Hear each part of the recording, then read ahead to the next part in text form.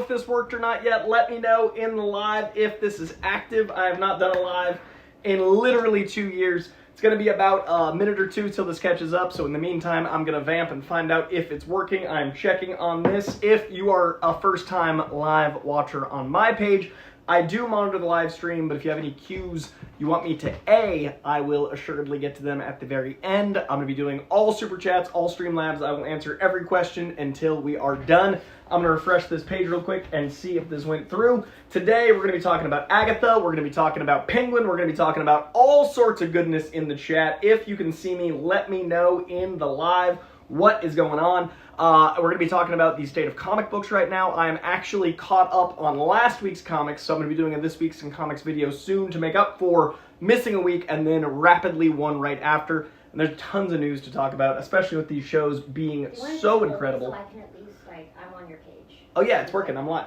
Great. It worked. Guys, We're live. I did it. Okay, we're live. Let me know how the sound sounds. Oh look, it's like only a second behind. Yes, perfect.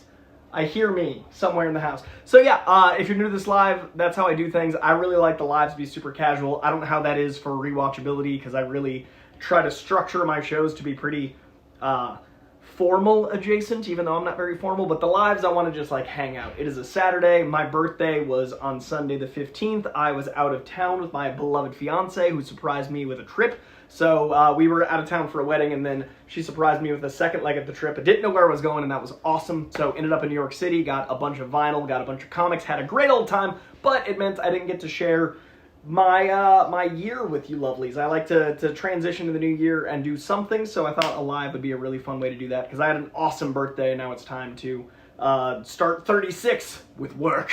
So yeah, we're going to be diving into some stuff. If you guys have any questions, like I said, every single Streamlab and Super Chat I sure will get to. And in addition to be my belated birthday, it is also Batman Day. So if you're wondering why I'm wearing this 90s Batman animated series, it's not just for the Penguin, it's also for Batman Day. If you guys want Batman Rex, let me know in the chat. Off the dome, I would highly recommend Batman One Bad Day, the anthology series. It's ironic because some of the best ways to explore Batman are by looking at his villains, and Batman One Bad Day is, in my opinion, every Batman villain is a little piece of his psychology inverted. Like, Two-Face represents if Batman had gotten into the political side of things and was corrupted. The Joker represents all of the freedom to Batman's chaos. To me, his being such a parent is like if he had kept his parents. To me, if he had gone to crime, that's Red Hood. Like, a lot of those elements are reflected in his friends, colleagues, rogues. Catwoman is the freedom he always wants. So I like One Bad Day being kind of the representation of all of his villains shaping who Batman is, and they're all individual anthologies collected in a series, so check out One Bad Day. Highly recommend it. Also, Batman Year One is absolutely genius. Modern-wise, I love Hush. That was like 15 years ago at this point. Absolute Batman, final cutoff for orders was last week, but that drops in about a month. So that is going to be a great jumping-on point for new Bat fans. But yeah, happy Batman Day to those who celebrate. I'm going to be diving into some stuff now. Now, I have not opened any of my stuff that arrived while I was out of town. I got something from my mom. I got something from my best friend, Aaron. I know that I got some miscellaneous stuff here. I'll also show you guys what it looks like to get about 2 weeks of comics. So you understand the volume of what I read. But the first gift I got for my birthday, I did open right before I left because it arrived on the 10th. My birthday is the 15th, and I wanted to kick it off with a present. So I want to thank the wonderful Darth Vader / Douglas McKinney for getting me the perfect first vinyl of the year. Have not played it yet, have not opened it yet, but we got Deadpool and Wolverine on 2 LP vinyl. Look at that beauty. I'm so excited for it. Not only is it in the beautiful red and black and then yellow and blue for Wolverine, but it has so many incredible songs I'm excited to check out, and they're spaced correctly. Good vinyl is like 4 to 5 tracks aside, so it actually has room to be all the layers of sound you want. These are only 4 to 5 tracks aside. Very excited about it. All right, what else we got? All right, hello in the chat to Mike X Turtle. Sahil, man. He has been here since the old school live days. Great to see him. Hayden Center, Eddie Nexus, Varun. I know my mom's in here. Christian Unpronounceable coming through with the very first of the Super Chats, telling me to go buy comics, and I will. And I appreciate that so very much, man. That is such a kind gift of comic books. Mike K saying, happy belated birthday, Coy. Have you had a chance to see Transformers 1 yet? I have not. I was going to go see it last night, but I saw The Substance instead, and I got to tell you, The Substance, 2/3 exceptional, 1/3 good, about 1/6 of that good, not so good, and that really does undermine a lot of the great. But I did enjoy the experience. It definitely left me changed, but it was an experience in the theater. Spider Sensei 72, another OG in here, just snagged a copy of The Ultimate Spider-Man. Can you recommend any other books by Hickman that are good to read? Happy B-Day, Coy. Oh, Hickman is a great source of so much. His X-Men run is what made Krakoa possible. Hickman's Fantastic Four, a lot of people love. I like, but don't love as much as a lot of people. I think the current run of Fantastic Four, I like a little bit more, but his Fantastic Four is excellent. Hickman's doing a Wolverine comic right now because he basically has like carte blanche with comic books. That looks like his just like everything he wanted to do with comic books.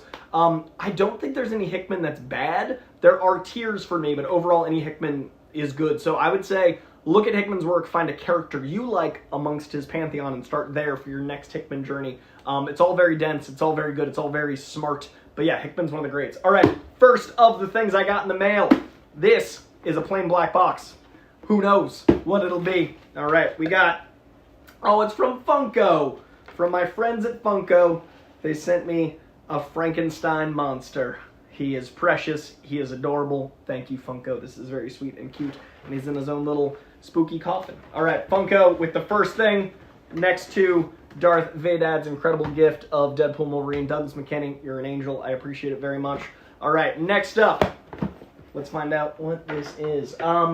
Also, at the end of this, I'm going to have to disappear from frame and grab some art. I got some new disc plates I haven't opened yet, and I thought that'd be a fun journey with you guys. This is the first of the new disc plates. Very excited about Superman, and I wanted that reflected. Alex Ross's Superman is the iconic imagery I personally see with Superman, so I really wanted this to be a cornerstone of my whole set and world, and I love this piece so dearly. So that is the first new disc plate I got. Also, my lady loves Grand Budapest, and it's one of my favorite Wes Anderson movies of all time. I think it's like number 2 next to Steve Zissou. I love Grand Budapest, so wanted that for us. So that is another of the new disc plates. All right, let's see what we got. So many of y'all in the chat, so much going on. Let's see. 80 of you in here, you lovelies. I'm so excited. I was doing these lives about once a week and then once a month in the pandemic, and my page was a lot smaller. My page has literally grown from about 22K when I started to aggressively grow it in April. I had about 22,000, and now we're about to cross 35. So 13,000 new followers in 5 months I'm so appreciative. So thank you guys very much. That means the world. All right, we got an ad. I didn't know there were ads in lives. We got an ad. All right, next up we got, oh, this is super helpful. I think this is from my mom. There's no thing in it, but it is a soft light for lighting the very set you see here. I had these giant actual incandescent bulbs that were huge, and I had to tear them down and put them up. This goes right on a tripod, and it's this big, so this is fantastic. I think this is from my mom because it's about the size of the box.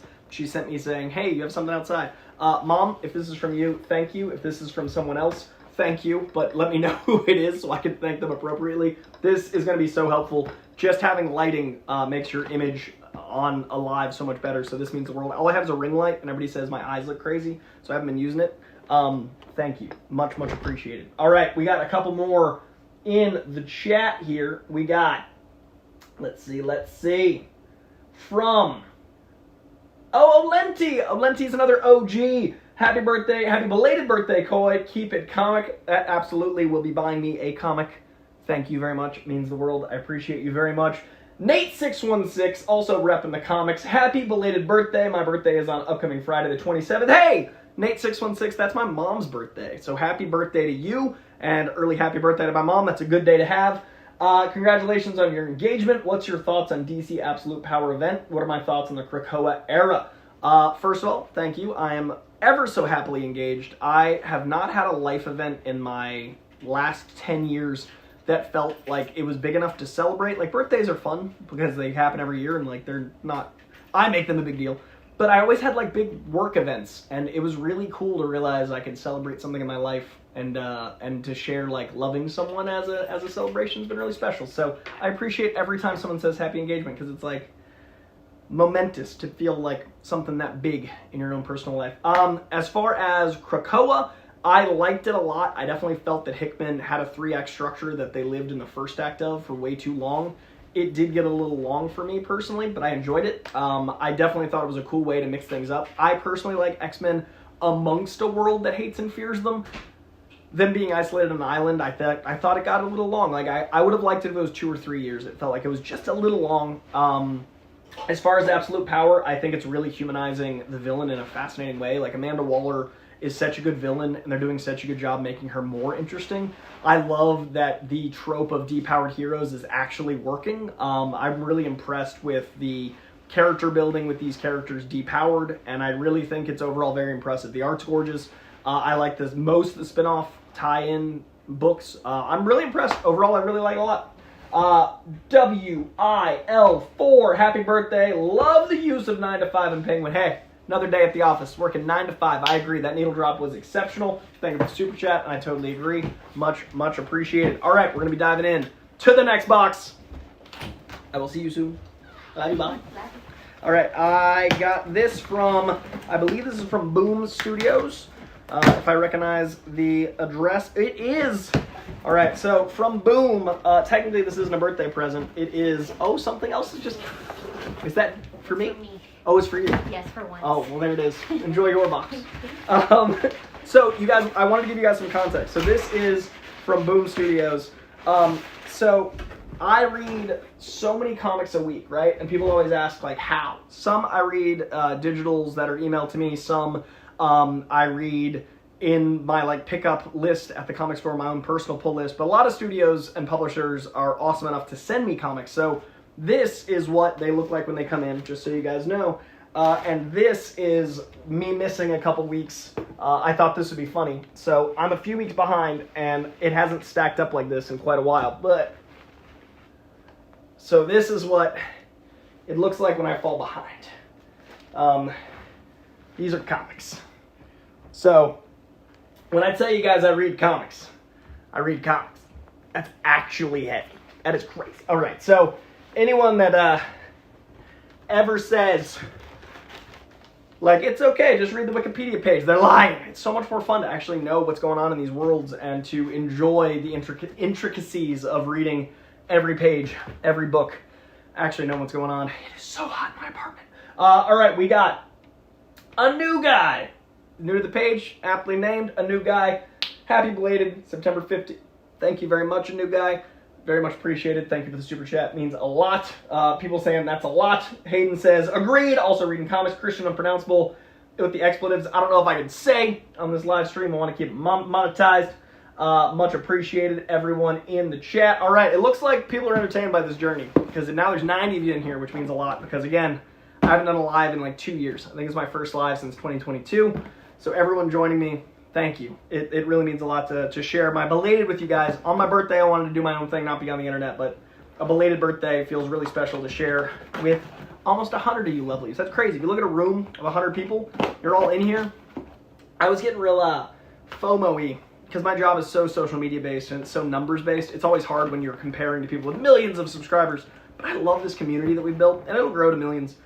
But in the meantime, like, 100 people in a room is insane, and 100 people that I feel like we have a community we've built. Like, it is so special and so unique. My comments on the page are usually much more constructive when they're critical or they're good. Like, with your critical, like, no one's just being stupid. Not no one. Like, less than 5% of people are just being stupid, and the average commenter on this page is pretty freaking great. So I love the community we built here at the Coy-Jandreau page. Also, we got my secret weapon, caffeine protein. If you guys want to know how I stay so energetic and keep my gains, caffeine protein, not an ad, but hey, if Premier Protein, I think it's the company that makes this. Yeah, Premier Protein, if you guys want to sponsor me with your cafe lattes, I live on these. Me and my fiance have these every morning with a little spinach. It makes a nice matcha flavor. A little collagen, and you got yourself some skin, and you got yourself some gains, and you got yourself some energy. Cafe latte for your day-to-day needs. There we go. That is not a gift. I think it's literally my monthly my monthly renewal. But it was in with the boxes. All right, we got This one, I don't recognize the address, and it's not an Amazon box. Let's see what this is. We got a super chat from Robert Pruser. Robert saying, happy belated birthday. Personally think if they were to do a live-action Static Shock film, it would have had Jaden Smith as Virgil in 2015-2016 when his name was Red Hot. Had the perfect look for Virgil. I absolutely agree. I think Jaden Smith would have been perfect for so many characters when he was like enjoying acting. I feel like he doesn't like dig it as much anymore, but I totally agree. I think he would have been exceptional. I think that energy-wise, like his style, like energy as far as like his energy as an actor, perfect. Look absolutely is right. And he also has a name, like it would have helped Static Shock's name get out there. I've been wanting a Static Shock movie forever, and it would have been really cool to see that happen. But alas, here we are. All right, we got Warcraft Rumble Pure Kick. More energy, I think.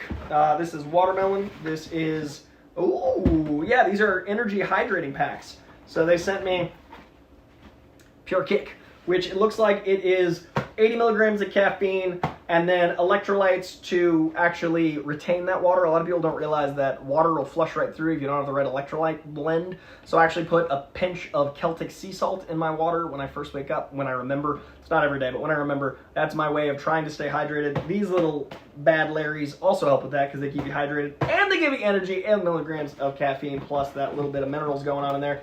So yeah, if you want to do it at home, Celtic sea salt, you want energy as well, I'm going to be trying these. Pure Kick! Thank you, Warcraft. I did not realize Warcraft was in the drink game, but I'm going to be sampling these and letting you know how they are. Excited about it. All right. Now we got, I believe this is going to be a comic of some sort, a book of some sort. It feels bookish. Let's find out together, shall we? All right, we're up to 100 folks in the chat, and that means the world to me. Good to see each and every one of you. I'll be talking a little bit of Penguin and a little bit of Agatha after I do all these unboxings, and then, as I said, I will hit every single Streamlab and Super Chat. I think I'm getting to them in real time, but anyone I missed, I'll be double checking at the end. And I appreciate you all sharing my belated with me. Let's see here. Oh, it is a book. I think it's a series of books. Oh, I love this book. We got A Vicious Circle, which is from Mattson Tomlin, with art by the absolutely, hold on, I'm going to pull one out so you can actually see the artist that is on the interiors and most of the covers. This is going to be the art inside and outside. That was a variant cover. This is Lee Bermejo. Lee Bermejo is an Italian painter that does sensational work. This is from the writer of Berserker, but also the current Terminator Zero on Netflix, which I have not seen yet. But Mattson Tomlin and I did a Hall H panel with Berserker a couple years ago, and I am so excited to see him blowing up. He's writing the Batman 2. He did some work on the first Batman. He works closely with the great Matt Reeves. Mattson Tomlin's a genius. He's a great guy, great writer. This book from Boom is sensational. Art by Lee Bermejo is absolutely stunning. It is like every page is a stunning painting. Like, this book is absolutely resplendent. It is a gorgeous book, great writing. Check out A Vicious Circle. Thank you, Boom, for these copies of A Vicious Circle. All these variants, you guys. Very excited lad. Adding it to the stack of comics. All right, did I miss anybody in here? We got you guys. If you guys dig this comic opening, I could do lives more often. I might actually. I'm gonna make a poll. I might be moving This Week in Comics from. It takes me 6 times as long to edit. I film for about 40 minutes, and then I cut it down to about 30 minutes, but then it takes me about 7 hours to edit by adding the graphics, by adding little details and flourishes. I might make This Week in Comics into a live show, and that way you guys can get your questions in, but also my editing won't be as crazy. So if I can figure out how to get like a mixing board or something that I can add graphics to a live, like Christian does over in Capes and Cowls, I might move This Week in Comics into a live show once I get a full studio set up, which I don't know when that's going to be, but right now, as you can see, I film in my living room, so it is not going to be that soon, but I want to ask you guys if you think a live This Week in Comics would be your cup of tea, because then I could probably do it like Monday or Tuesday in time for you guys to get to the comic store with the new pulls. All right, this is, oh, someone got me more than one vinyl. This is actually like heavy and full. Okay, this is from Happy Birthday, Coy. Enjoy these platters from some of your favorites with appreciation for who you are and all that you do from one who hasn't met you in person yet, but feels like they know you, from Doug Duger 13. Okay. Doug, I don't know how to pronounce his last name very well. Chiarello, I think that's right, because I think I've heard it in a voicemail. Doug is one of my favorites, and I'm going to pick favorites, I'm sorry. Duger is one of my favorites from the Coy-Cast community. Coy-Cast is my podcast that I don't talk about nearly enough, by the way. It's my podcast. You can get it everywhere. Spotify, iHeart, iTunes, whatever the fuck. You can listen to my podcast wherever. I do it like twice a month, and then there's a Patreon pod, which is literally weekly, and I never talk about it. But Duger is one of the OGs of that, and I've actually been at the comic store with his brother, and he didn't say hi to me, and I was so offended to not meet the brother Duger. But Duger, I have talked to the comics about for literally years. Absolute angel of a fellow, supports comic books, which I really appreciate, and also, this is so kind, man. This is 3 vinyls! What an angel! All right, we're gonna see what he got me. Duger's the man. I don't know if he's in the chat, but what a fellow. I'm gonna get to the super chat that just came in just a moment, but I'm gonna open these very carefully because vinyl are precious. Okay, we got first vinyl from Duger is going to be. Please hold. Holding. Oh, I love this album so much. All right, you lovelies. The first of the opening of the vinyl. In addition to Deadpool Wolverine, we got one of my favorites. Now, I don't know how big of Tupac fans my audience is. I think Tupac's the greatest rapper of all time. I think he's the best to ever do it. I think he's a poet. I think he's a master linguist. I think he's probably the best storyteller in the history of rap for me. Now, my favorite, like, purely linguist rapper is Eminem. I think slant rhymes and everything are genius. I love language, so I'm fascinated by it. But pure storytelling, Tupac, hands down. The journey you go on, the artistry of telling a story and being able to use rap as a way to convey emotion and everything else, I think Tupac is the greatest. This album right here means the world to me because not only does it have, like, Me Against the World, So Many Tears, and all those things, but the first Tupac song I remember hearing ever was with my mom, and I was in her car, and I was like 5. This was like 93, and it was Dear Mama. And the only reason I remember is because I remember being like, oh, Mom, Mama, and I was like a kid, and I remember thinking, like, the revelation that everyone has that connection of, like, how they feel about their mom hit me as a child, and it wasn't that complex. It was just like, everyone's got a mom, and this is a song about moms, and I was with my mom. But Dear Mom was the first song I remember hearing, and obviously that song's meant more and more to me as I grew up and understood what it meant, but this album means a lot to me because it's got these incredible tracks on it. It's the 25th anniversary of Tupac's Me Against the World, an album I love very dearly. Another thing I'm thinking about doing on this channel is music stuff. I have feared doing it for a long time because I'm a hip-hop head, like, pretty heavily. Hip-hop is my favorite. I like rock next, like hip-hop, and then rock, and then that's kind of it. Folk, indie, but I think there's like a Malibu's Most Wanted connotation that is starting to fade. There's that wankster mentality that I don't want people to see me as, but I love hip-hop and language and music and rap. So I've thought about doing music on this channel, and I might start and just see how it goes over. Duger, thank you, thank you, thank you. This means the world to me. That is album number 1 of 3, because Duger went hard. Hard in the paint. All right, next up, we've got, this is in a big vinyl case, we got, oh, I know what this is. I know what it is from the spine. This is one of the albums, I'm going to see if the live chat can guess as I describe it before I actually pull it out. This is one of the albums that reacquainted my fervor for metamodernism. This reacquainted me with what it meant to look at the world from the outside in and the inside out. This album is about storytelling from 3 different narratives. That's a huge hint. This is an album about the present in a way that is so prophetic. This album was like 15 years ago, and it's more true every single day. This album's from one of my favorite artists. I was supposed to see him 2 days ago live. This is another huge hint, but his tour got postponed. I'm going to see if anyone in the chat figured out. There it is. Mike K, Amon, Shibu have figured it out. It is, of course, because the internet on vinyl. I've never heard this album on vinyl. I've heard a little bit of Camp, which I don't have because my buddy Aaron, my best friend Aaron King back east, has tons of vinyl, and he showed me some the beauty of vinyl, and he also put on Childish as a way to show me what the difference in sound of vinyl was. So I've heard a little bit of Camp, but I have not heard because of the internet. Look at this incredible. I love the display of this. I love the energy of this. I love, like, This feels good to hold. This is stunning. Thank you so much, man. I'm going to be diving into this. This means the world. This album is... I almost got a Roscoe's Wetsuit tattoo. Last time I ran into Donald Glover, we had a great conversation about Spider-Man and how we are where we want to be in our careers in a way that we didn't expect. And it was just this really cool, really personal conversation. I don't want to share too much of it because it was really cool and really personal. But it was really funny. I think he's the most multi-talented person alive. And there was an interesting moment where I am usually so good with acquaintances not being a fanboy, but I was like, dude, that Roscoe's era, like I legit almost got a tattoo. And it was the one time I was like, that sounded like such a fanboy thing to say, but I meant it. Like what Roscoe's Wetsuit as a concept means to me, what Roscoe's Wetsuit in its ability to transform itself over the year of him doing that promo tour, how people interpret it now, the fact that it's a dick joke, the fact that it is so multi-layered, and it kind of represents in a single word, well, 2 words, what metamodernism is amazing. This album is so special because of the internet.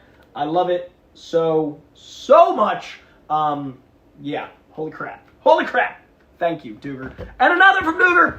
3 of 3 from Doug Chiarello, outdone himself.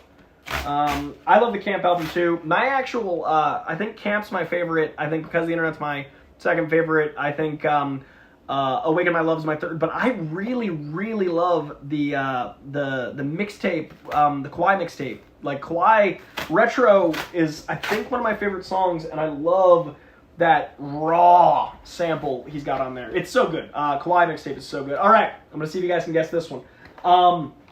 This is my second favorite album from this artist. It is an artist that just released an album last month that isn't Childish Gambino. They both had albums come out within a week of each other. That's a huge hint. It is a very big, like, millennial artist, huge for my generation. This is fun. I really like, I feel like if I do music stuff, maybe we'll do some guesses. This album has, is a huge hint, one of his aliases as the title plus another word. This is an album that is full of more singles than the average rapper has now, even though people just make singles and don't even make albums. This album is controversial, as is the artist. Okay, so someone got the artist right. Scott Welsh got the artist right. Now, which album do we think it is of his? Now, it's one of his aliases plus one word. My second favorite album of his. Yeah, that's right, Spider Sensei. It is the Eminem Show. Now, this is a great addition because, again, you really want to keep the each side to 4 to 5 tracks, because if you put like 8 or 9 tracks on a side of an album, it's almost as condensed as digitally.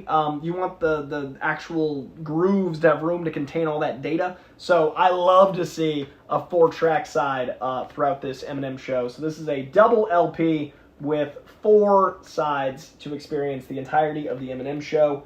Very excited about this. For anyone wondering, my number 1 favorite Eminem album is the Marshall Mathers LP. And then this album, and then my number 3 is, I believe, Recovery. And then I got a lot of love for Marshall Mathers LP 2, a lot of love for Kamikaze. I got a lot of love for Slim Shady LP 2. It's Eminem. He's got like 10 incredible albums. So, dude, Duger, man, this, thank you, sincerely. Like, what a wealth of sound. Also, what a cool journey through hip-hop.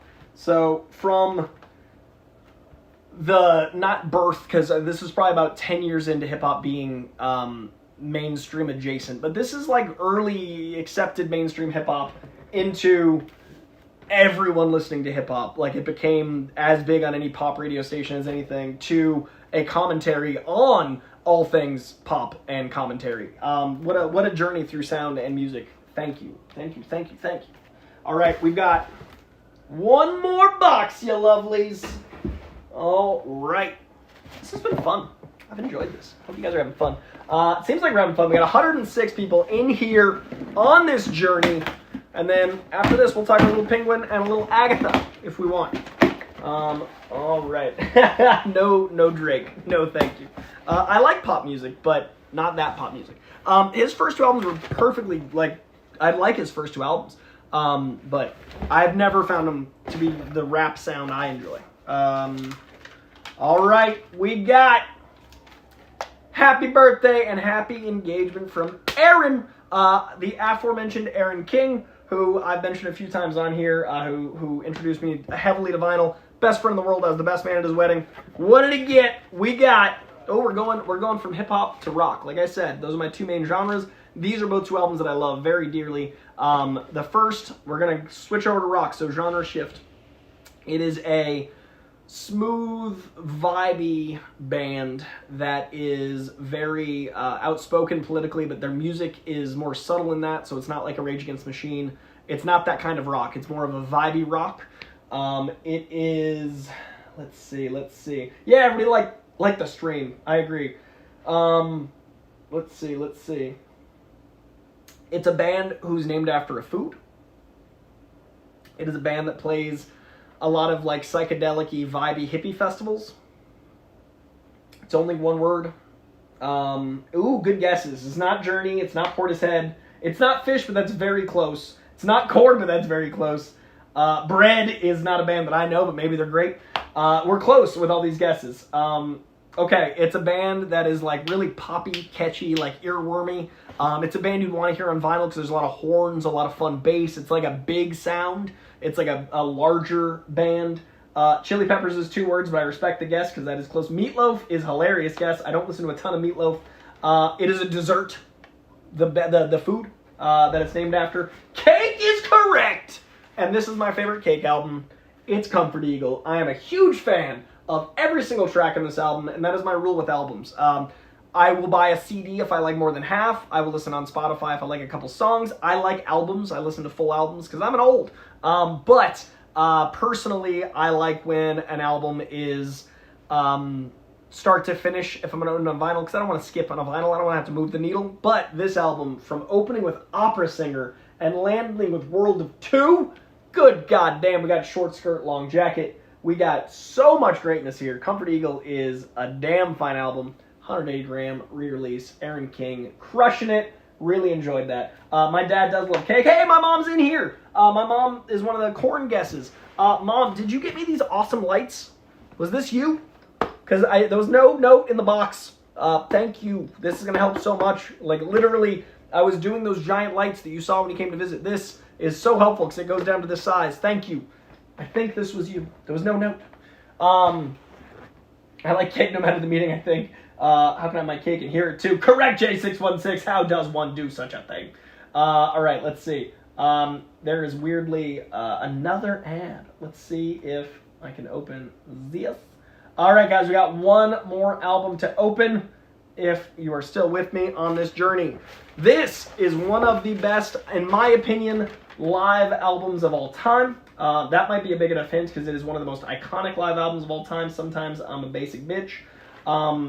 This is Hayden. Congratulations, man. Growing rapidly out of 386 subs. Hayden Center in here. A delight. A very friendly fellow doing reviews. And he's at 386 subs. Much love to Hayden in the chat. If you guys want to support a up-and-coming reviewer, Hayden is the friendliest fella. All right, so I literally only had to say one of the best live albums of all time.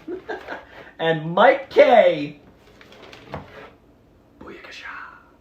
What an album, what an experience. This is the import, which is coming in from Germany. This is a slightly better pressing than the American one. If you can find one of the Target pressings they've re-released it on Smoke twice, but there's a gray Target pressing that is from the original that was actually burned in the Universal fire. This is the import from Germany that is supposed to be, according to my research, also from the original pressing, so it's not the digital recording put to vinyl, which defeats the purpose. It is the actual straight, like, you want the sound to be not digitized and compressed before it's put to vinyl, because then you might as well, again, listen to it on Spotify. This German release is apparently from the original masters, so I am very excited for this. What a masterpiece of an album. So excited for this.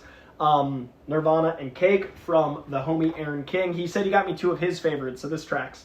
This is very much Aaron's steez. He also loves Childish Gambino, and he has really great taste in music, but I can see why he got me these two, especially for a vinyl edition. So, good people. We got Deadpool Wolverine from Douglas McKinney. We got Nirvana and Cake from the homie Aaron King. We got Childish Gambino, Tupac, and the Eminem Show from Dooger. We had A Hell of a Birthday on vinyl. We also got comics from Boom Studios. We got drinks from Warcraft, which is a fun sentence. My mom confirmed these are from her. Mom, you've enhanced my studio.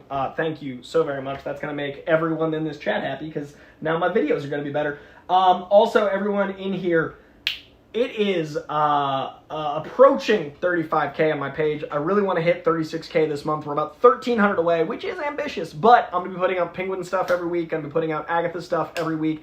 If you've somehow just stumbled upon my page and don't subscribe before I get into talking about those two shows, please do hit that subscription bell. If you're watching the show and you already subscribed, if you know anybody that likes comics or movies or TV, send them away. Right this way. Send them away. I wanna grow this page, so you guys have helped me immensely. I was at 22,000 in April. That 22K came from basically when Collider fell apart, I started a page, and then the world fell apart. I literally lost the Collider. I found out I didn't work there anymore on January 6th, and then I think it was February that the world stopped. So it was very soon thereafter, and then we transitioned and everything. I had to learn everything on the fly without help. So growing this page, during that time we got to like 20K, and then I grew like 2,000 in the time since because I wasn't using it a lot. We've made this 34K from 22 in 5 months, from April to now. Tomorrow marks the 5 months of really aggressively growing this. So 12,000 means the world. I want to keep growing this beast. I want to try to hit 50K by the end of the year. I want to hit 100K next year. I want that fucking plaque. So thank you to each and every one of you. Much, much appreciated. All right, let's talk about the Jandreau clan. Do have good taste in music. Thank you to all the love in here. Before we talk Penguin, I want to give some love to Remy's Art, Scott Welsh. A lot of OGs. Remy's Art, Scott Welsh, both classics. Today in Comics, very similar name. I feel like we'd get along. A113, also an OG. Michael Mack, seen that name many times. Parm7, James Jennings, J616, a lot of classics. We got Robert Prusser, we got Abdul, we got my mom talking about Nana being a Bowie fan, which she is, Indiana Jake, Scott Logan, lots of great stuff in here. Let me get to this chat, which I just missed. It is, yeah, I like the Who is Drakes in here. Let's see, people enjoying the taste in music, which makes me happy. Let's see. A lot of chats in here. All right. We got Mike K. After reading Terminator Zero, I'm all in for Mattson Tomlin dominating as a writer over the next decade. Have not personally watched Terminator yet, but I wanted to give it some love because I hear it's exceptional. I know Mattson is a delight. I really like his writing, both in comic book and script, so I'm very excited to check out Terminator. I've been burned by Terminator so many times. I think it would take someone who I really like their writing to even get me to consider it again. So clearly, I like his writing. So after Terminator 3 through 6, I was pretty much done. So I'm excited to check it out over on Netflix. Mattson, much love, man. Robert Prusser, if you had to pick one or two comic book characters that hasn't had a movie yet, what would be your one or two picks? Static is one of mine too. Love Static. I don't want to use that one because that feels like I'm not thinking of my own. One or two characters we've never seen in live action. You know, I got a real soft spot for Kyle Rayner. Kyle Rayner, Green Lantern, I'd love to see.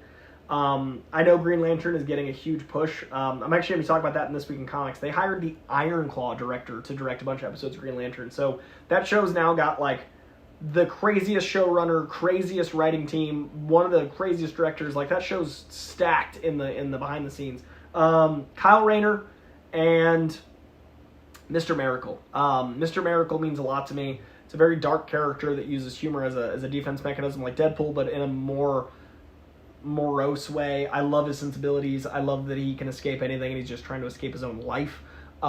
It's just such a heavy character that's so Silver Age kitschy. The dichotomy and duality of that really speaks to me. So Mr. Miracle and Kyle Rayner Green Lantern are going to be my two picks. The Krabby Cancer. Is that your Virgo sign? Because I hope I didn't just laugh at you having cancer and being crabby about it. But maybe that is a sense of humor, and that is also, hopefully, I hope you don't have cancer. Let's see. Happy birthday, Coy. Love your vids! I loved your reading list for Deadpool 3. Made it a much more enjoyable watch. Looking forward to more recs. Oh, that's awesome! I just posted a Penguin rec video. If you haven't seen it, I recommend Penguin One More Day, which I talked about at the top of this video for Batman. I recommended Penguin, the current / just ended 2 weeks ago, Tom King 12-issue miniseries. That is absolutely incredible. And Penguin Triumphant, which is really his transition from like the Silver Age, like whack, whack, whack joke up into the more modern mafia, like villain, like Penguin Triumphant's very slept on rung. Pain and Prejudice is also really good. That would have been the fourth pick if I was going to do 4. So there's some Penguin recs. I would also, if you're enjoying Agatha all along, recommend Scarlet Witch's run that deals with the Witch's Road. Came out in like 2012. They're beautiful, striking all-white covers with like black and red. Absolutely my favorite Scarlet Witch stuff. Very, very vibrant and beautiful work. Right, we got, let's see. I saw another one come in. AC/DC guesses. All right, Allison Becker, 94. Happy birthday, Coy, all the way from Norway. You're my go-to Marvel guy. Very much appreciate that. Now, please give One Piece or any anime a chance if you haven't. I would pay to watch that. I love the passion for anime. I truly do. I watched the first 4 seasons of My Hero Academia for this page during the pandemic. When I was completely without work because I couldn't go to studios, I was doing reviews patron-sponsored, and My Hero Academia was one I did a ton of. And I only stopped because I got back to work and there was no time. But I am going to be seeing the My Hero Academia movie. I will be reviewing that. I'm going to try to finish the last 2 seasons. I think they just season 6 of My Hero Academia. So I'm going to try to catch up. I don't know when, realistically. But if you want to watch my reactions to seasons 1 through 4 of My Hero Academia, they're on this very page. So they're not a ton of views. They're not well produced. They're literally me on a phone in the pandemic. But if you type in Coy-Jandreau, My Hero Academia, you can find some stuff. As far as One Piece, I know the whole thing's about the journey, not the destination. That's why it's so long, but I don't have time for that journey right now, but I'd love to one day. If I ever break a leg or something that puts me in the hospital, I will watch One Piece. But I just don't have time right now, and I really appreciate it. Also, I hope to be your DC guy, too, because I'm so excited for everything DC's doing top to bottom. I feel like I didn't talk a lot about DC like 5 years ago and earlier. Like the first 5 years of my career, I'd pop up on DC Movie News whenever they'd had me because I had plenty to say.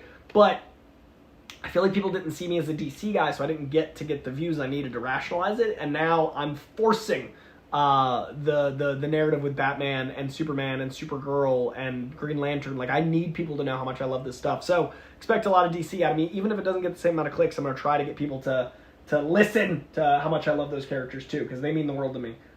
It's Batman Day. All right, let's see.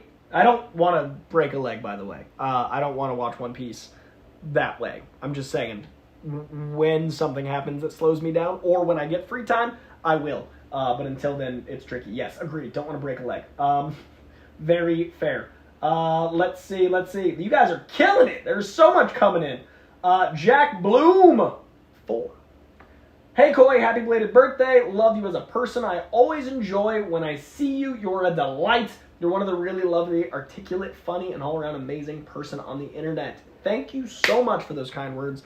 I really think that positivity and finding the joy in things is a purpose. Like, I want to do that as a person. If I don't like something, I'm either not going to talk about it, or I'm going to try to find the things I liked in it while being honest that I didn't like it. Which is going to segue into Agatha, which wasn't for me, but that's okay because I love that it's for a lot of people. But I honestly think that sharing joy is like what I'm meant to do, and I love that people are like, what's the meaning of life? I think it's more an individualized question. I think like what's life's purpose is to be discovered. When you discover it, pursuing it, and the pursuit of something actually gives you more happiness than landing something. Like, they say to plan vacations because looking forward to the vacation means as much as the vacation. A lot of times when you're on vacation, you're stressed about the world, but planning a vacation, having something to look forward to. I think life is about seeking. And I think now that I've found what I'm seeking in sharing joy and seeking passion for others and myself, I feel very fulfilled. So I love doing what I do, and I appreciate any of you watching because it actually gives that...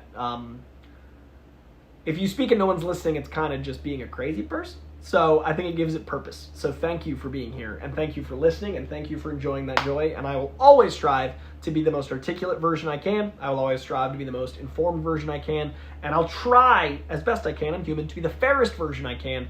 Everyone's biased because every single life experience shapes your journey. So I've got, inclination towards comic stuff because that's how I learned to read, and I love the moral compass of these characters, and I love growing as a person through these characters. But that's not all that I like, but it definitely biases me towards that entertainment. And I hope people set their guard down a little bit when we talk about art, because at the end of the day, any art existing is a miracle, and that's why I lean towards enjoying it, because getting something made is impossible, and then it being good is what? How? So yeah, I love talking about art with you lovelies. All right, let's see. Robert Pruser coming back. I agree. Also, DC should have offered Josh Brolin Kyle Rayner instead of Hal. Would have made more sense for the veteran Lantern approach, in my opinion. I think Kyle Rayner's too niche of a character for the first introduction of the Green Lanterns. I think he's going to come like throughout the journey of the Lantern Corps. Also, Kyle Rayner's like so legacy. I don't think you can do him at the top. So we'll see how it goes, but I definitely would love some Kyle Rayner down the line. And thank you very much for the super chat, man. Jack Bloom coming back with a part 2. All right, Jack Bloom, part 2. What are your thoughts on Fantastic Four 1961 comic? That's what I'm reading right now, and I'm on issue 81. Happy engagement, love from a fellow ginger. Yeah.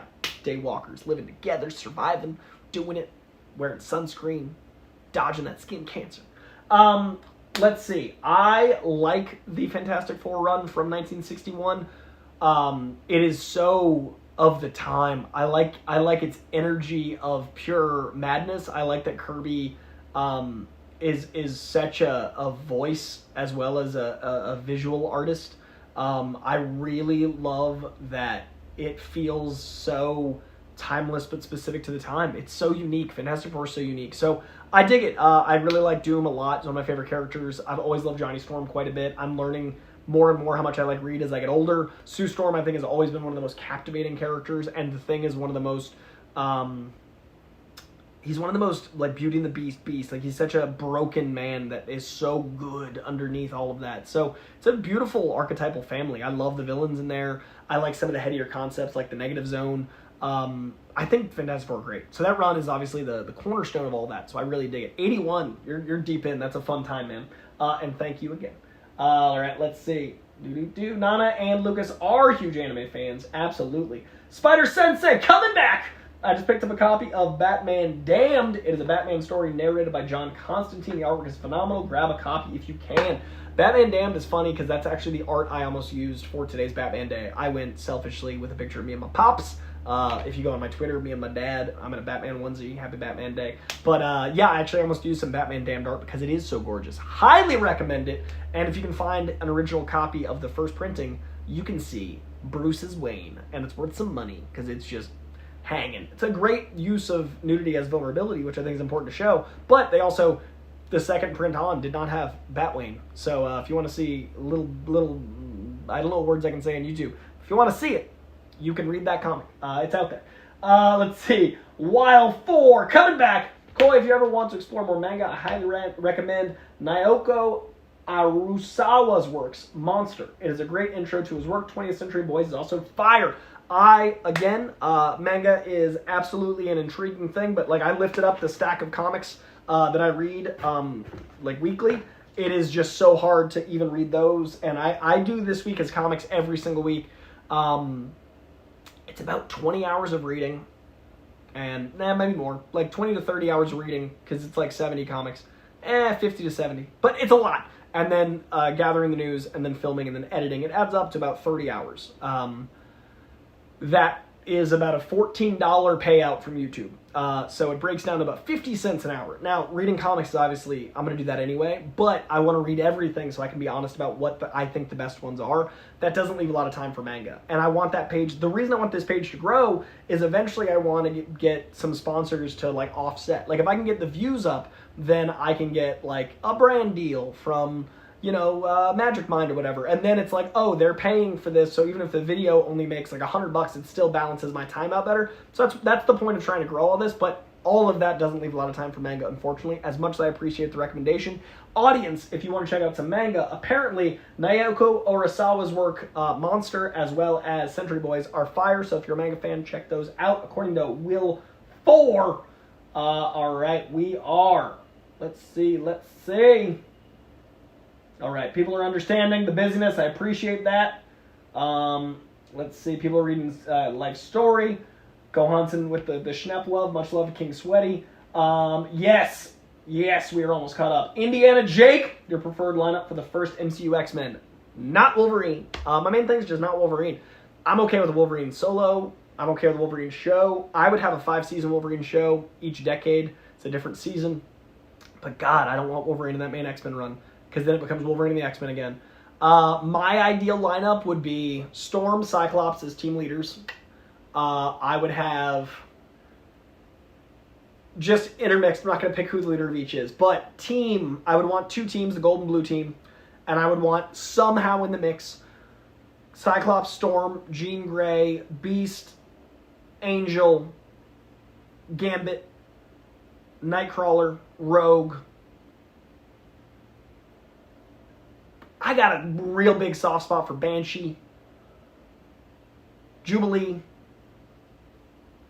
Bishop, and Chamber. That's my lineup. It's a weird one, but yes. All right, let's see. What did you think of Blood Hunt? I enjoyed Blood Hunt quite a bit, but I definitely thought it ran a little long. I think maybe it was the number of spin-offs they did. Maybe it was just like too many side missions. Like the actual Blood Hunt title, especially the Red Band stuff, was pretty solid. But I definitely found myself being like, okay, we're still doing it. We're still okay. And like the ramification of Doom is huge, and I love the ramification. But I wish it was about a month shorter. But overall, I really liked the intensity. I really liked that everything felt like it had actual stakes. I liked that it felt like an event. Like it actually felt like things were going to change, which was really exciting. But I do think that overall it was a little long, and sometimes events get to the point where I'm like, okay, we've seen this. Thank you very much. I appreciate the impact, but also let's move on to the next thing. So for what it's worth, I liked it, but a little long. Kind of like Krakoa, to be honest. All right, let's see. Hey, Coy, I hope my first chat didn't get you missed. I know you said you were going to talk about Penguin later. Loving the stream and your thoughts. I need to figure out how to get back in here, so I made sure I didn't miss any of these, because that is absolutely now my concern, because my Streamlabs isn't opening. Or like it's not opening to where I can see all of the Streamlabs that came in. So, oh, I found it. Okay, we are back in the game. Daily Schwab, all is well. All right, Daily Schwab, I do not see an earlier one from you. Let me look. Daily Schwab, that is the first one I see from you on this list. If you ask me in the regular, I can find it. But I need to. I don't see it in the rundown here. I know you said you're going to talk about Penguin later. Loving the stream and your thoughts. I will get to Penguin right after this next one. Michael Mack said, would you ever do a comic and Blu-ray tour video live stream? Maybe showing off your favorite comic issues and Blu-rays. Physical stuff, let's go. Big love as always from Scotland. So happy the channel keeps growing. Much love to Scotland. My Blu-ray collection is huge. I did a full tour during the pandemic, like alphabetically, like A through C, D, but it's grown like another 100 or so. It's big, but I could do like a live stream maybe one day in front of it and just kind of pull stuff from behind it, but it would probably take like 6 hours to go through everything. If you want to look at my Blu-ray collection up until a couple years ago, it is on this very page. And comic-wise, I've got about 16,000 comics. I think that'd be prohibitively long. I do think next time I'm near my Silver Age stuff, maybe I'll do like a quick like pull out this book and talk about it for a minute, but as far as a 4 tour, that'd be crazy. Maybe as a series down the line, depending on what I team up with, like as far as producing and stuff, but it'd be real hard to get that going. By the way, that very first super chat on the internet, hey, Jack Bloom's very first super chat, very, very appreciative. I've been watching you for 2 to 3 years now, and you were really great about positivity. Also, I really love the Penguin and Agatha. All right, for now, let us talk about the Penguin and Agatha. Then I'll get back to these, and I'm going to see if good old Schwab was able to get his back in there. Let's see. No worries, I had asked what your... Yes, I found it, Schwab. No worries, I had asked what your thoughts were about Sophia Falcone being nicknamed as Hangman. Also ironic how Vic is wearing a Mr. Freeze colored jacket. Daily Schwab, I'm so glad. I would have felt like pure guilt if you had done a Super Chat or Streamlab that disappeared, because I don't see it in the Streamlab rundown. I would have felt goddamn awful. So I'm so glad you got to ask me. I think her nickname of Hangman is a mislead. I do think it is something ominous that will be... we're going to see how those 7 women went. But I personally think it's a mislead, making us think like big villain tie-in. Like, what's this going to be? I don't think it's as linear as that. I do think your Mr. Freeze Jacket thing is quite funny. I had not personally put that together. I've seen the first 3 episodes. I'm trying not to give anything too big away. It's not big, it's such a cool moment. I'll just say this. There's an outfit that isn't a big deal. It's just like the Mr. Freeze thing where the colors are cool. There's an outfit in episode 3 where I was like, God, that's clever. Just keep your eyes peeled on color usage like you did with Mr. Freeze. That's all I'll say. It's not a big spoiler. It's just a cool thing with an outfit on Vic. Loving the show. Let's talk about the Penguin first, then let's get into Agatha. Now, I will be most likely doing it this week in comics as soon as possible, maybe Tuesday, and I will do a full, further thoughts, and then weekly, I'm going to be covering the Penguin, episode 2, own video, episode 3, its own video, Agatha, episode 3, episode 4, etc., in their own videos. But, in brief, I think the Penguin is everything I've wanted a show to be since Daredevil ended. Like, it is adult without being senseless. It is, so sometimes they're like, we want to do edgy. It's not edgy, it's just intelligent and made for adults in a way that doesn't feel like it's abusing that. It is so well written and clever and artful, and I love how much care is given all the characters. I think it is so tactful and well paced and beautiful. It is such art. I love the Penguin. It is literally everything I've wanted forever as a comic book fan, and it is the only time, and I don't know if I'll ever say this again, it's the only time acting feels like it's even in the same category as Heath Ledger's Joker. Like, Heath Ledger's Joker, I consider the greatest performance of all time. Heath Ledger's not there. He's completely the Joker. His eyes aren't Heath Ledger. To me, this Colin Farrell performance is the first time that's even in the same category, even in the same conversation as Heath Ledger's Joker. Colin Farrell's eyes are looking to the city at all times. They're always, in the future. They're always out there. And then, he's disappeared. He's gone. Colin Farrell's, acting, and he's always been such a great character actor trapped in this handsome body. Now he's not trapped in that handsome body, so he can be this actor, and it's such a beautiful thing to witness. You mentioned Kristen Milioti, Sophia Falcone. She is somehow doing laps around everyone in this show, and that's with this incredible Penguin performance. She's leveraging and outfoxing and maneuvering and chessboarding Penguin, and the acting she's bringing, the soulfulness in her eyes. And then Renzi Feliz is right there as this Robin figure. They literally gave, this character the Robin origin with the rims and all that stuff, which I thought was genius. But, he's this Robin to Penguin's Batman, and it's so beautiful to see that kind of play on a trope in a new and original way. I do worry if he gets near a crowbar, we're screwed, though. There's no way that dude survives. If a crowbar happens, he's it. That's curtains. I really do think there is a high likelihood that Renzi Feliz gets the Jesse Pinkman treatment that was supposed to happen to Jesse Pinkman, which is at the end of season 1, Jesse Pinkman was supposed to die. I think Penguin does the irredeemable with a crowbar. And I think that ties into the Robin lore more. But yeah, it is so masterfully done in its writing. All of the writing is so witty and funny when it needs to be, but also the chessboard that has been established, the Gotham tone. You can smell Gotham. The production design, the filmography, the cinematography is so intentional, but it doesn't feel stale. It feels like Greg Fraser, which it's not, but they did such a good job mirroring the Batman's tone. It's perfect. I love the Batman. I love it so much. I'm just so impressed by it. Guys, I found the Super Chats as well as the Streamlabs, so I can go all the way back through once we wrap up our conversation here about these two. I'm going to wrap up the stream with those. But yeah, I think it's absolutely perfect. Everyone in the chat is so far agreeing. It's great to see you too. It is. Also, the Penguin's car is dope. It is the same color as Burgess Meredith's hat and outfit. It's an Easter egg to the original Penguin, 1966's Batman. And there's also the jewelry store is named after him. There's so many clever Easter eggs that I'm really enjoying. It's so good. So those are my just general thoughts. I did a full 11-minute video on my general thoughts on the Penguin episodes 1 and 2. I had seen 3, but I kept my thoughts to 1 and 2. I will be putting out a specific video just on episode 2.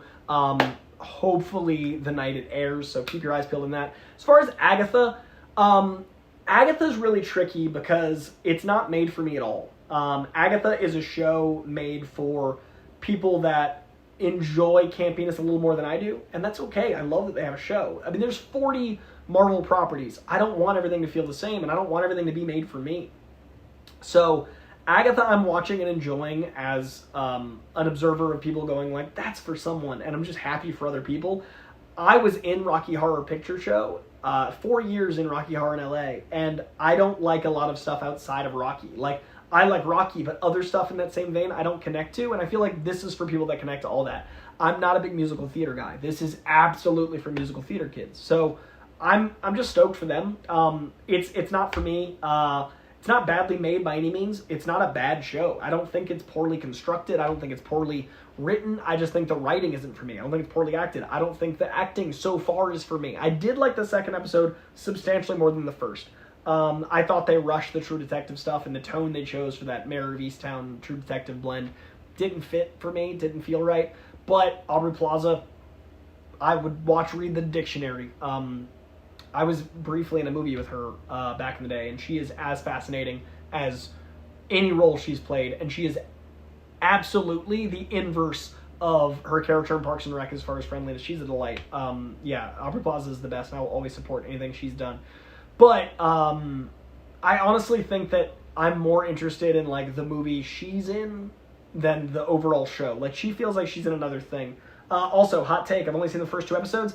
I think she's either going to be Cynthia Von Doom or Morgan Le Fay because of the green and the green witch element, all that stuff. I think maybe she's Doom's mom. But when her name was not written, but it was signed as Blackheart, what if she's the daughter of Mephisto, and she's literally Blackheart? Like, Blackheart, the comic character, Marvel Comics has a character named Blackheart.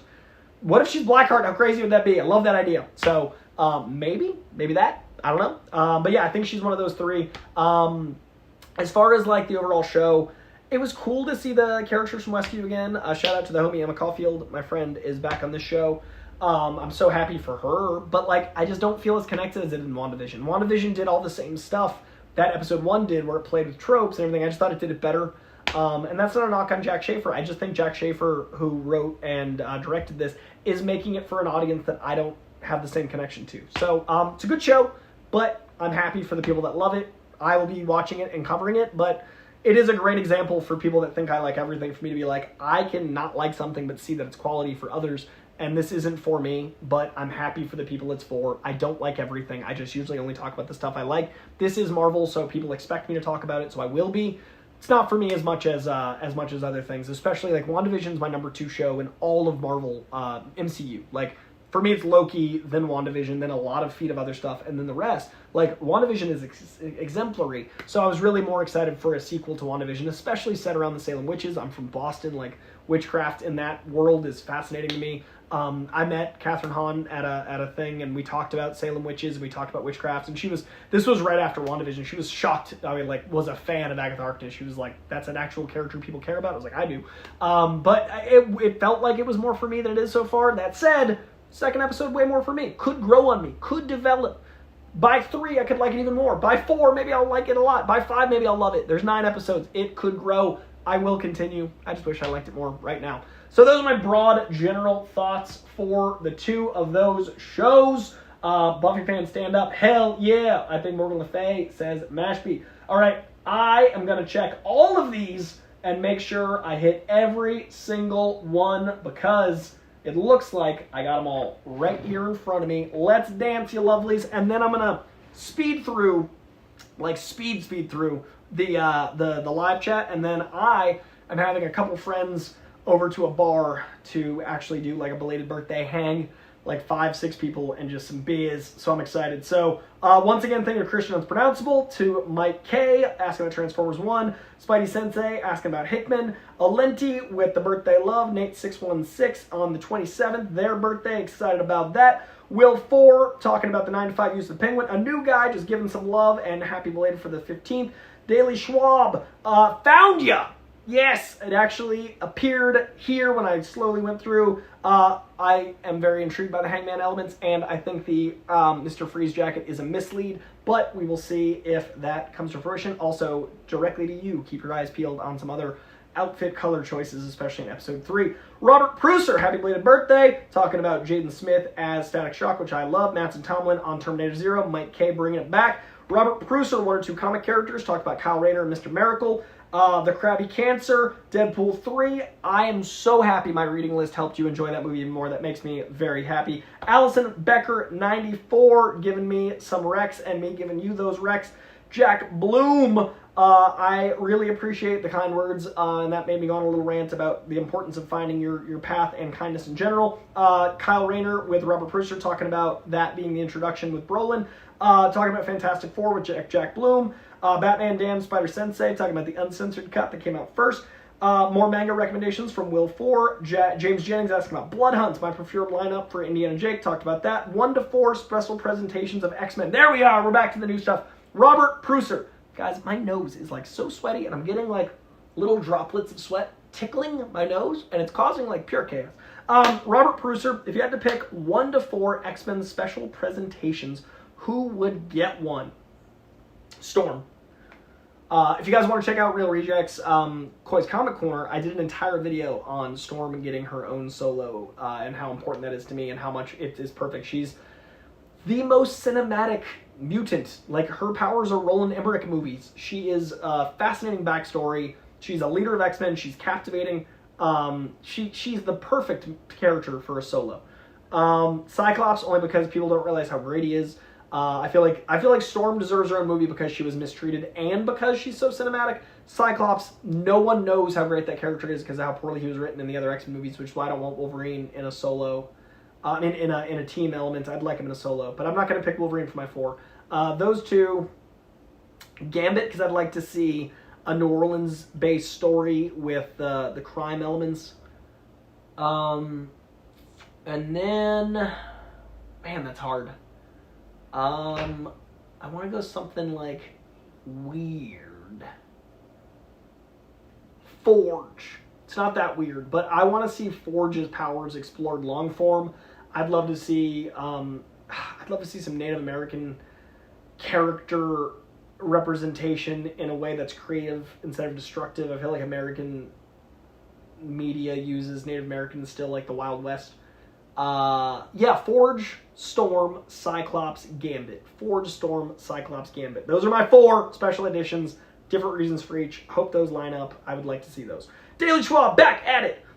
Saying the first chat, and I went back and I found it. Hell yeah. We found it. Schwab, I'm very glad. Jack Bloom 4, saying that was his first super chat ever, and that he's watched me for 2 to 3 years. Also really love Penguin and Agatha. I'm so happy you loved them both. Robert Pruser saying, I personally think a Keanu Constantine would work well with The Batman. They can do a Curse of Gotham Court of Owls 2-hour movie that can work overall. I personally don't want to see any supernatural elements brought into The Batman. I think supernatural elements brought into James Gunn's Batman that's going to have Damian Wayne, like that whole... I want The Batman to stay super grounded. The Penguin fits there, and characters that are super, like, you could walk in and meet them. And then the beauty of having 2 Batmans is the other one can be all the supernatural and Superman and team stuff. So, I mean, Constantine is inherently supernatural. I like the idea of what you're saying, like Pattinson and Keanu's characters, like mingling. I'd love to see it abstractly, but literally I think it would undermine, personally, the integrity of how grounded the Batman feels.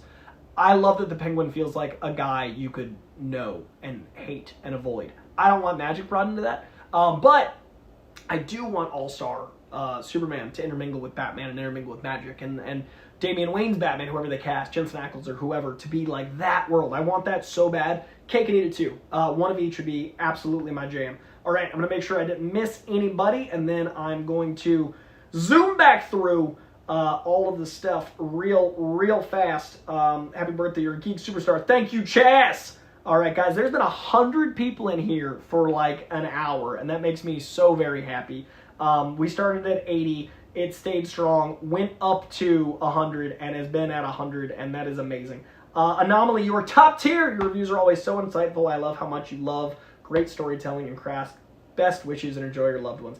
Anomaly G, that is such a sweet, sweet message. I really try to, I don't know, I really try to give art back what it's given me, and like, how insane is it that we can go as a community and sit in a room and watch lights flicker on a screen and have a communal experience and experience emotion and share life together. Like, for 2 hours, we're living other people's lives, and we're doing it together. And that's why I love the movie theater so much. And if I can do anything to give back to that, I love that. Like, looking at my phone right now, like, this is my cell phone. Outside that is my window, and outside that is my neighborhood. That is so weird that I've got 100 people that I'm talking to right now and sharing in love of comics and movies and stuff, and that's so cool. So thank you for those kind words, and it's never lost on me how much this community supports me, and how rad it is that my love of art is received by anyone, much less I've gotten to build a career out of it. It means a lot to me. All right, let's see. It's crazy. You just said it out loud. It's crazy. Thank you. Let's see. Constantine. People haven't caught the show yet. The Penguin Show is making me hungry for all things Batman. Hell yeah. My fiance has seen the first 3 episodes with me and has not seen the Batman. So when we finish Penguin, we're going to do the opposite. We're going to go back to Batman. And I'm very excited about that. A lot of people are thinking Victor might become Zaz. I think Victor becomes dead. But we'll see. We'll see. I'm worried about him. Allison Beaker, eat good today. I believe in the anime journey for the future. I'm glad you receive that I'm being open. I'm glad you receive that I am trying if I have time, because I would like to do anime and manga down the line, but I need assistants, I need editors, I need a smaller workload in order to make the time, but when I have the time, I assure you, it is something I would love to discover. Let's see. Yeah, to each their own is exactly, I think, important for art. The Daily Schwab thing for being awesome. I look forward to that next Vic outfit you mentioned. Do you think Teen is in fact a reincarnated Billy Maximoff? I do. I know a lot of people think maybe Mephisto. I know people think that it's all a mislead. Obviously, that's a big, like, what is happening? I think it's Billy. The casting might be intentionally misleading to look like Billy, but I think it's Billy. I think we need to bridge our way back to Wanda. I think there needs to be, I mean, the Wiccan fingers, I do think he's Billy personally. Mashby, how do you organize your comics? I am new to your channel and love your passion for it. A library/comic catalog. Also, happy B-Day, Coy. My B-Day is today. Mashby coming in here on their own birthday. Happy birthday to you. Everybody wish Mashby, M-A-S-B-Y, a happy birthday. That is delightful. Love to hear it. I organize my comics in long boxes, and I do them by title. So, Amazing Spider-Man is A, and I'm on my 3rd Spider-Man Amazing long box. So, Amazing Spider-Man is 1 through about 250. It fits 300, but you got to account for annuals and the occasional variants. So, the first 250. No, I'm at my 4th long box because, yeah, we're at 900 something. Anyway, about 250 to 300 comics per long box. So, it's alphabetical and then chronological. So, A would be 1 through whatever, and then annual 1, annual 2, annual 3, issue 1, 2, 3, 4, 5, and all the way. And then I have personally every title for Spider-Man. So Friendly Neighborhood, Spectacular, Sensational, Untold Tales, Ultimate, all that stuff. So my Spider-Man collection is amazing. And then it would be Peter Parker would be next to Spider-Man. Like Peter Parker Spider-Man is right next to Spider-Man because that's volume 1, volume 2. Sensational is going to precede Spectacular. So I keep the characters together. And then X-Men is like, Uncanny X-Men is actually the end of my X-Men collection because Wolverine would be. So Uncanny X-Men into Wolverine, but you see my point. Basically, whatever I collect, it's by the genre. So Spider-Man books is all that alphabetized and then chronological. And then X-Men is all that alphabetized, then chronological. Then my DC stuff would be like Batman, Superman, all that stuff in the same way. So, in short, by title and then chronologically, and then by publisher for indies. If that helps. I hope that helps. And I keep a catalog list of what comics I'm missing as a note in my phone because I've only got 27 comics left for Spider-Man that I need in the world. I'm down to 27 Spider-Man comics in the world now. 1 through 19 are 19 of those 27, so that's going to be expensive. But I'm down to so few Spideys left, and I'm down to 101 X-Men left in the world. And those are a lot of the first 50 Uncanny. I do need Amazing Spider-Man 129, the first Punisher. I do need 122, The Death of Gwen Stacy. But other than that, everything is like sub 50. I'm so close to being done with every single Spider-Man ever, and I'm so excited. But that's how I organize them, and that's how I keep track. Alrighty, 3rd Super on a live stream, Mashby, and it's their birthday. Hell yeah. Let's see, Anomaly with that kindness, and thank you for the best wishes to not just me, but my loved ones and the kind words. That means a lot. My favorite poster that I have. Man. I think my favorite piece of art I have is an original Thanos by Jim Starlin. He drew me Thanos on like a small poster size thing and wrote Happy Birthday Coy on it for my birthday a couple years ago. That means the world. An original Thanos sketch is pretty insane. I have 2 posters that mean a lot to me in my room. I have a Spider-Man poster from Across the Spider-Verse signed by the entire team of voice actors and Chris and Phil. And then right next to it, I have a Spider-Man 2 video game poster signed by the entire cast that Yuri got me. So Chris and Phil sent me the Across the Spider-Verse, and then Yuri had the whole voice cast for Spider-Man. And Spider-Man's my guy, so to have the Spider people reach out is pretty insane. Like, so those were sent to me for my birthday last year. So my 35th birthday, Spider-Man love. Those 2 posters mean a lot to me. Let's see. Going back. Geek Superstar, I appreciate that again. Coy birthday lands on Batman Day. Hey! Robert Pruser, regarding the Bloodshot movie, some of the writing definitely could have been better, but someone else should have been Ray Garrison instead of Vin Diesel, in my opinion. I mean, I think the writing was very hit or miss. I also think the directing was a little hit or miss. I think Vin Diesel's the reason it got made. It's so hard, because show business is so hard to enjoy this art and not be inundated by the business. I think that's why a lot of people get cynical. I mean, my page would be doing so much better if I hated on shit. I could be one of these grifters that just hates on stuff and gets the clicks, and I could just make those thumbnails. Everybody's got like big goofy eyes and like woke. It's profitable. It's so profitable. But I don't hate anything enough for that, and I don't want to be someone that hates shit. But business is a part of this, and I only bring that up because you need to have an actor like Vin Diesel to get the money to hire other people, to get a script made, to get a movie published. Like, there has to be something that's going to sell it. Bloodshot wasn't as big of a name to sell it just off the character Bloodshot. Movies with huge names are having trouble getting made.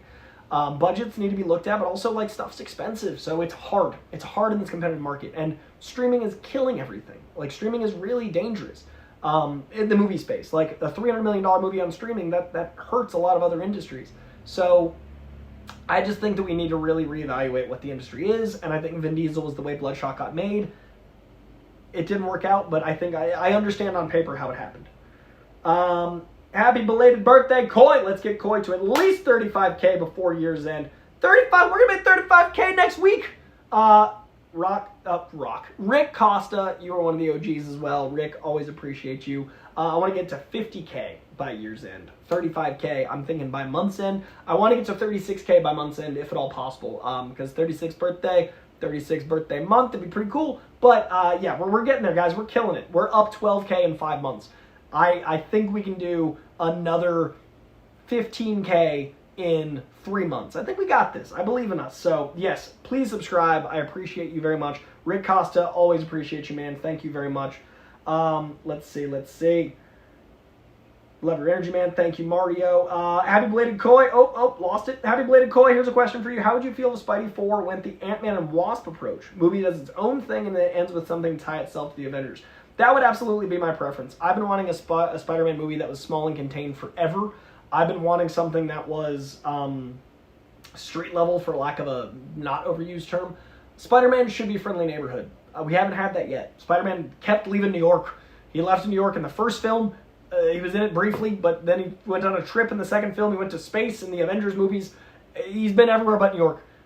In No Way Home, they dabbled with it, but there was so much going on that you couldn't really feel. Like, there's a couple moments when he's, like, looking at the billboards and stuff, and I was like, that's Spider-Man. I just want Spider-Man in New York. New York is a major supporting character of Spider-Man. Like, Mary Jane, Gwen Stacy, Harry Osborn, Jonah Jameson, New York. New York is so important. On May 1st. But, like, yeah, it's weird to me that we haven't had that, so I would like a contained thing. So, Ant-Man it up all day and then tie it into Avengers, maybe. I think Spider-Man 4 is going to be Mayor Fisk. I think it's going to be Daredevil, but I hope it stays contained to New York as best it can. All these sites reporting on all this multiversal stuff, I'm sure some of it's true, but we don't know nearly enough to be making the amount of videos people are making about stuff that we don't have any actual facts around. I know it's popular, I know it's going to get clicks, but I'd rather report on stuff once we actually know what's going on more so. Occasionally I'll report on a rumor if I'm excited, but like, we got to be careful with our expectations. I still want street level. I hope that happens. I still think Null might tie into things with him being in Venom 3. We'll see. But yeah, I would love that personally. I agree with you. Oh, I saw something in all caps. I need to sleep now. Glad to tune in as long as I can. I hope more lives in the future. Coy A113. I hope more lives in the future too. I think that's a good idea. I think we can do that. We should get pizza rolls, Douglas McKinney. Doug, you made it. You're back. Doug, dude, thank you so much for this. Thank you. I'm so excited. Thank you. But yes, pizza rolls. It's our first recording back in person. Me and Jakey Jakes over on Coy-Cast, so I hope so as well. All right, we got, will we ever get a Batman Beyond live action? Asked twice by Zach Woolley. Will we ever get a Batman Beyond live action? I think eventually. I think James Gunn is very good at knowing what people want. I think it's likely. I think it's going to be really tricky to figure out how to have a third Batman, but I think it's a great opportunity to bring Keaton back, which I think is more likely than ever with Beetlejuice's success, because that's Warner Brothers as well. I think it's a shame it didn't happen. I mean, I think it's a shame Batgirl didn't happen, but yeah, I think Batman Beyond will happen in the next 5 or 10 years, and I'm very excited for it, even if it's the Across the Spider-Verse treatment that was heavily rumored. But that is all of the Super Chats and Streamlabs. Unless I missed you, let me know in the next couple seconds. My laptop's about to die, and I'm very sweaty. I hope you can't tell. I hope it's far enough away, but I had to turn my AC off because it'll be hitting the phone directly, and it's just so loud. But I just want Robert Pruser, I just want Black Cat and Spider-Man 4. Haha. I would love to see Scorpion, which someone asked about. Indiana Jake asked about Scorpion. I think it's about damn time. Scorpion is such a good street-level villain, especially with J. Jonah Jameson. You can tie that in together beautifully. Black Cat, I would love to see, man. Robert Pruser, I want Black Cat so badly as well.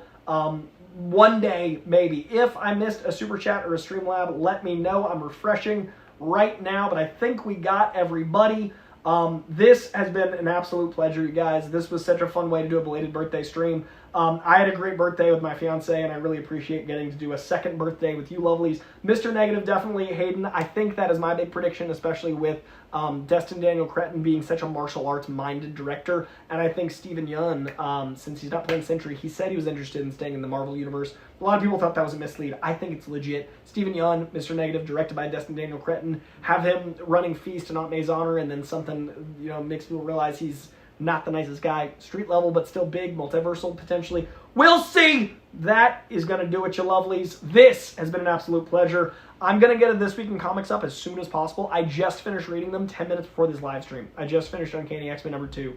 10 minutes before this live stream. So that'll be the comics from last week, and then I haven't touched a single comic from September 18th yet this week.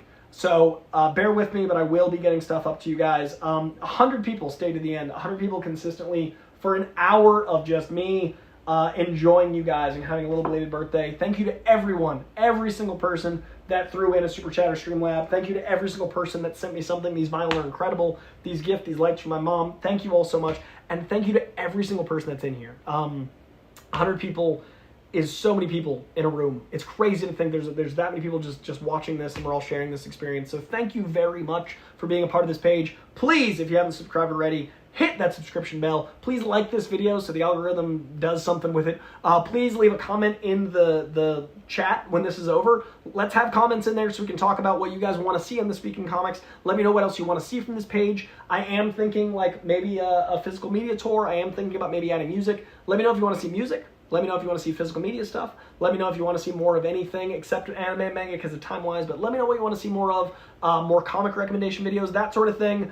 I would love to have those conversations in the comments of this page. Let's consider this like a Q4 kickoff video. So comments on this video, letting me know what else you guys want to see, and I will try to do that more October, November, December. Some big things are coming. I can't talk about them yet because there's some contracts to be signed, but could be some potentially big old shifts to grow this page a little faster with a little bit different, higher quality perhaps, production, in part thanks to getting better lighting. But there's some stuff coming. So much love. Thank you to everyone once again. Thank you for the birthday appreciation and just the general kindness you guys are as a community. We'll talk soon. Penguin just started. Agatha just started. So much to celebrate. We got Venom in a couple weeks. We got Joker in a couple weeks. We got Kraven in a couple months. It has only just begun to be a glorious year of comic book stuff. Much love to each and every one of you. Koi Pond, you mean the world to me. Thank you for the birthday love. Thank you for being here. I'll see you soon. Bye.